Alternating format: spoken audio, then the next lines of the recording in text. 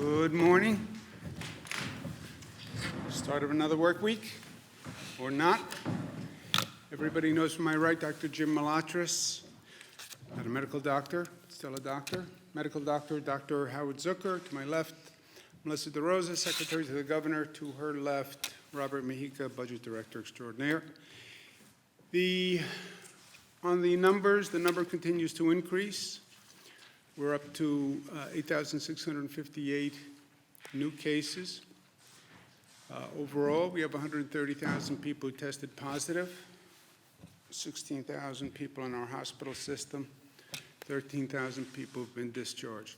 Number of deaths are up once again. Number of people we lost, number of New Yorkers, 4,758. Which is up from 159, but which is effectively flat for 2 days. While none of this is good news, the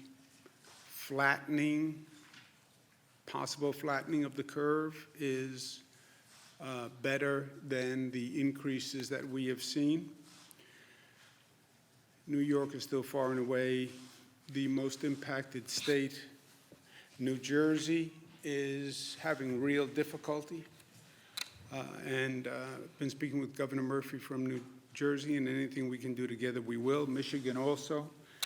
California has leveled off, and Louisiana is having a difficult time, so they're in our thoughts and prayers. Total number of hospitalizations are down. The ICU admissions are down, and the daily intubations are down. Those are all good signs, and again, would suggest a possible flattening of the curve. The number of discharged is down, but that reflects the overall reduction in the numbers.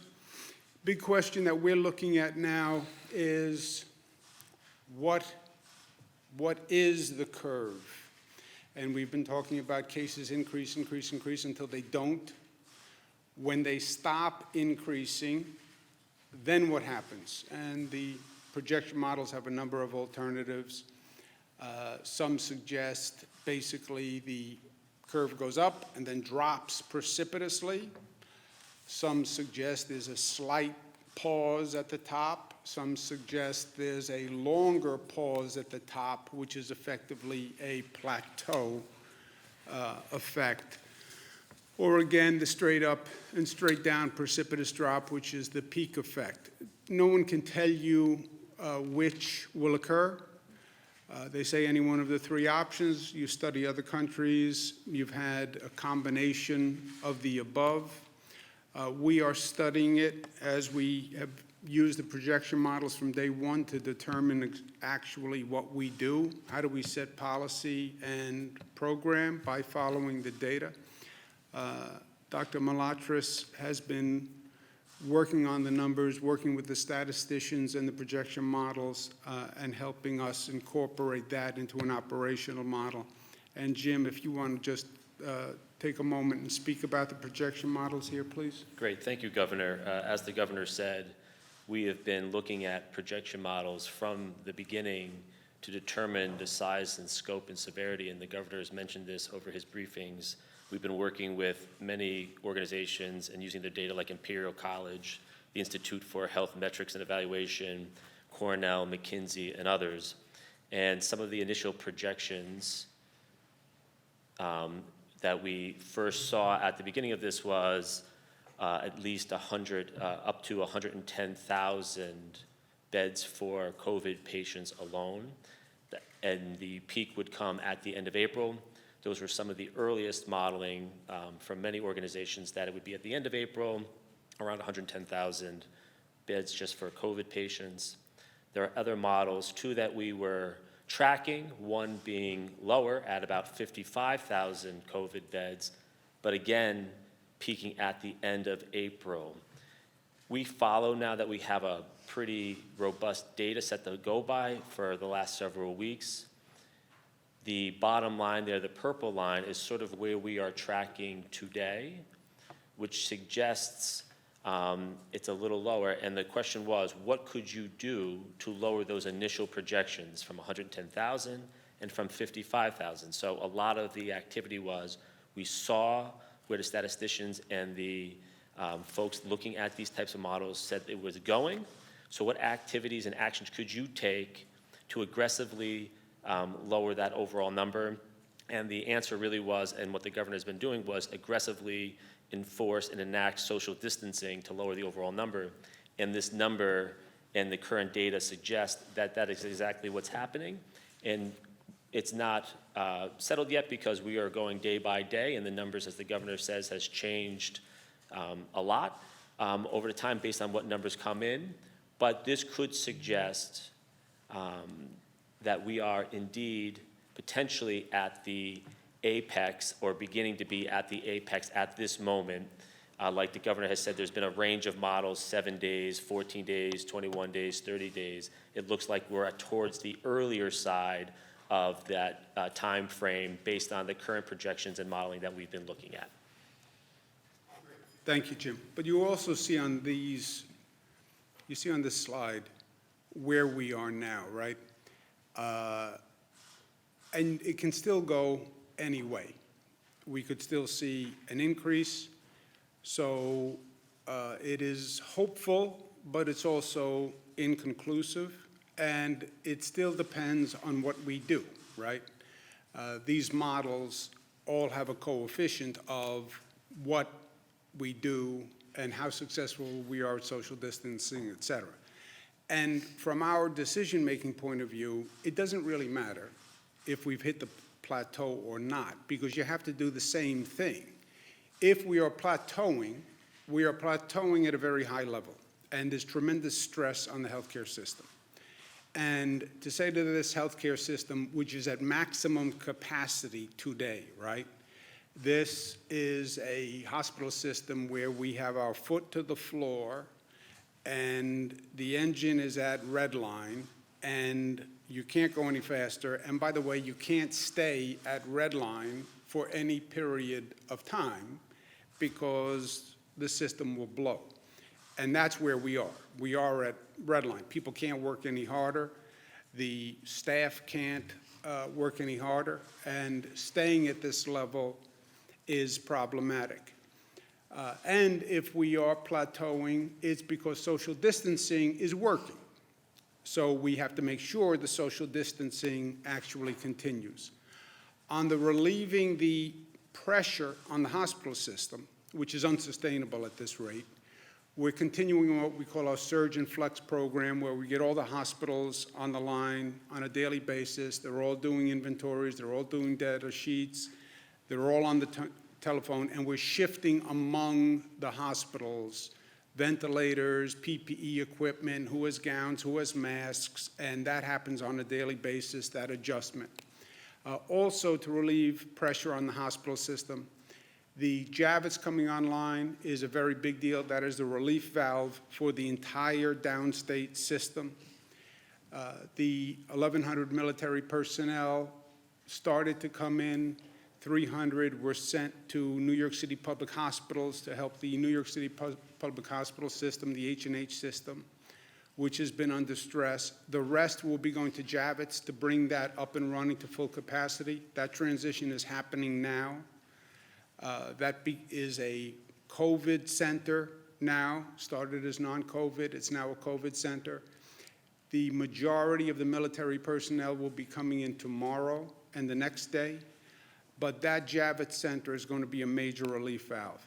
Second, the United States Navy ship Comfort, the original plan was that would come in for non-COVID people.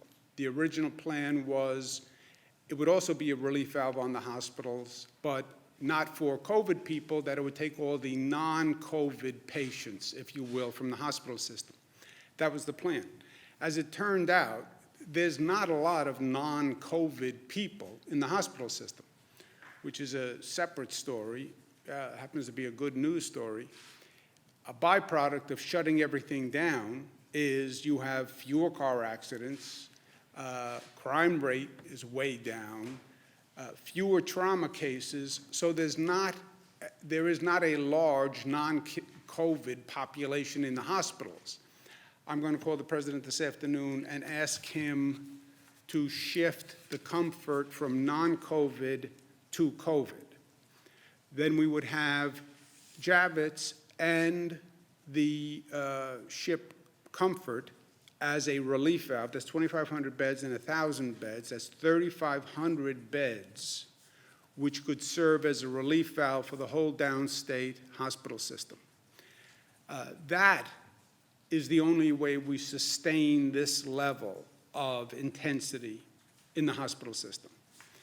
And I understand what the original plan was with the Comfort, but I understand that there is no preordained strategy here. You have to feel it out day to day, and you have to adjust with the facts.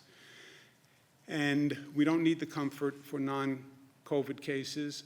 We need it for COVID. If we had those two facilities as a relief valve, that would make a significant difference. Now, bringing online 3,500 beds is no small task. Northwell Health is going to help us manage those, but they're going to be staffed by military personnel. Only the military could bring in that many people that quickly with that logistical operation. And I want to thank DOD very much for their cooperation because God bless the U.S. military. We're fully aware of what they do to defend this nation, but this is a different application that we don't see every day, and they're doing an extraordinary job. So I'll call the president. He has been helpful to New York in the past, and he's moved very quickly in the past. I'm going to ask him if he can make this adjustment for us because it would be truly beneficial. We would feel much better knowing that we can sustain this pace if we could start to offload patients to these two facilities. In any event, plateau, not plateau, we still have to extend New York pause because if that curve is turning, it's turning because the rate of infection is going down. One of the reasons the rate of infection is going down is because social distancing is working. We have to continue the social distancing. Schools and non-essential businesses will stay closed until April 29th. I know that's a negative for many, many reasons. I know what it does to the economy.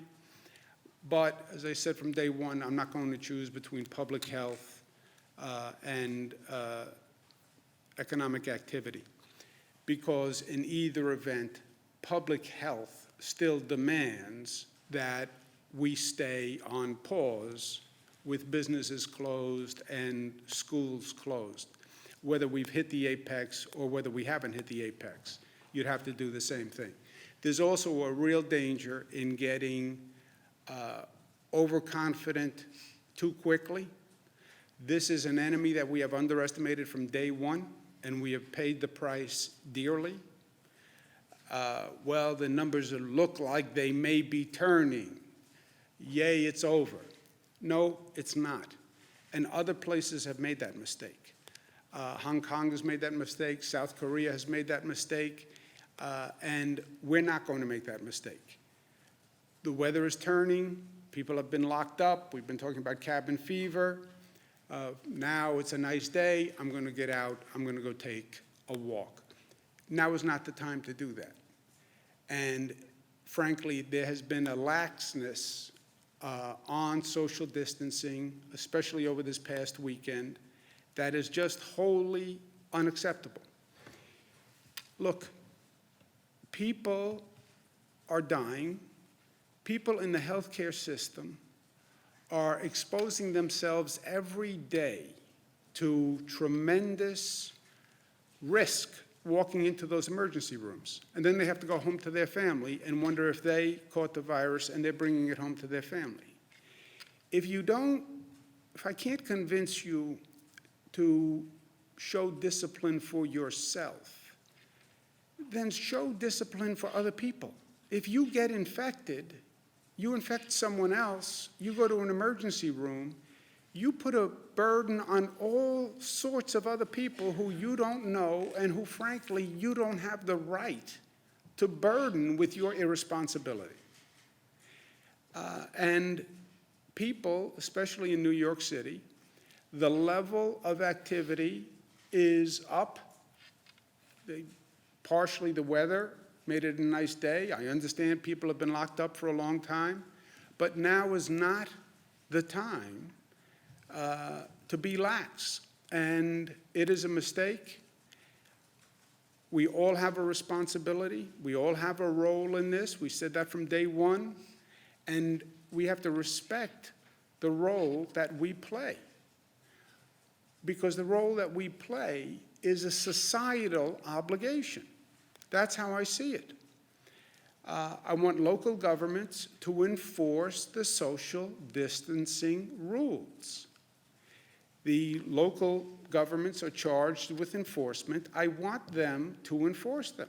And I want to be, frankly, more aggressive on the enforcement, because all the anecdotal evidence is people are violating it at a higher rate than before. So we're going to increase the potential maximum fine from $500 to $1,000. But it's not really about the fine. Nobody wants the money. We want the compliance. We are serious. And again, if it's not about your life, you don't have the right to risk someone else's life. And you don't have the right, frankly, to take a healthcare staff and people who are literally putting their lives on the line and be cavalier or reckless with them. You just don't have the right. And we want to thank all of the people who are getting us through this every day under very tough circumstances. And we see the illness rate among these essential workers, and we know the sacrifice they're making, and we should respect it. It's that simple. You have the first responders who are out there, your police officers who are out there, the transit workers who have to drive a bus and the train every day, the healthcare workers who are just doing extraordinary work. So let's respect them and let's help them. We're also going to set up a fund run by the Department of Health to assist the healthcare workers with expenses, costs, child care, et cetera. I want to thank Blackstone for making the first contribution to that fund of $10 million to assist the first responders. I hope other individuals and corporations follow their lead. We're also very aware of the mental health aspect of this situation and the stress and the isolation that this has caused, and people are trying in their own way to grapple with what this means and what is the impact. How do you rationalize this situation? And the mental health aspect of it is very real. Headspace is going to partner with New York. They're an app. They're going to have content for New York and free membership for New York, so we thank them. But we also have an emotional support hotline. We have thousands of mental health professionals who have signed up to volunteer to provide mental health services, so we want people to make sure they know about that and it's available. I talk about perspective a lot, maybe frankly because partially I'm speaking to myself, and I had a good conversation with my daughters last night, Cara and Michaela, who are often wiser than I am and wiser than their years. It's very hard to see the number of deaths we're having. It's frightening, it's disturbing, that amount of loss. I'm the governor of New York. I see my job as preventing that kind of disturbance and negativity and loss for the people of the state.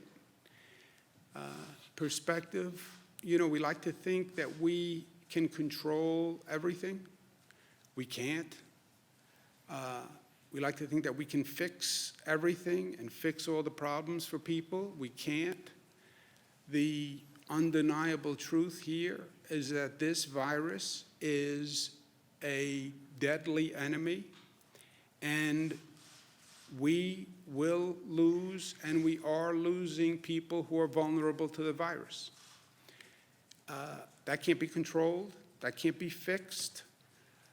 Why? That's Mother Nature. That's a question that God can only answer. But control what you can. Do what you can.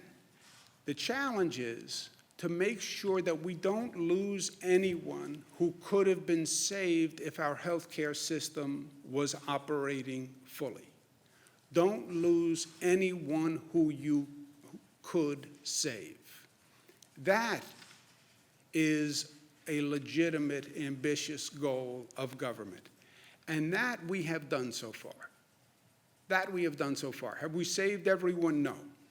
But have we lost anyone because we didn't have a bed, or we didn't have a ventilator, or we didn't have healthcare staff? No.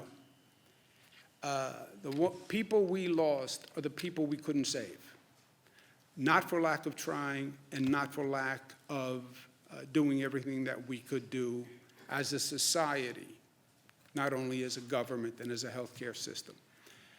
So to the extent we can find peace in that, it helps me. And we are still New York tough, and New York tough means tough, but tough in a New York sense also means compassionate. It means that we are unified. It means that we are loving, because if you're really tough, the really tough guys, they're tough enough to show love. And because we're smart. And that's how we're going to get through this. Questions? Drug trial of